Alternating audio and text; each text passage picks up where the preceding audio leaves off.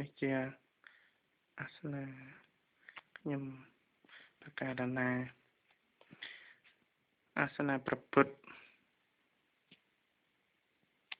អាសនៈសម្ដេចព្រះគ្រូប្រពុតព្រះអង្គកងកណ្ដាលគឺព្រះស្អាតមត្រីស្រីពោធិសត្វព្រះអង្គមួយអង្គហ្នឹងគឺព្រះអង្គថយចង្ហាន់ព្រះអង្គនោះសម្ដេចព្រះគ្រូព្រះខ្វាមទាំងជាន់កណ្ដាលមានព្រះអេសីព្រះអេសូរប្អិនប្រព្រំស្ដេចទេវតាស្កទេវរាជទាំងឡាយខាងក្រោមហ្នឹងមានម្ចាស់ទឹកម្ចាស់ដីអរណតាទេវតាអិនព្រំ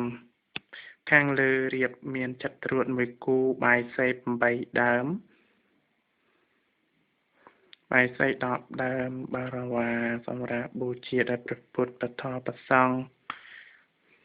និងជាអាសនៈសម្ដេចព្រះសីហនុនិង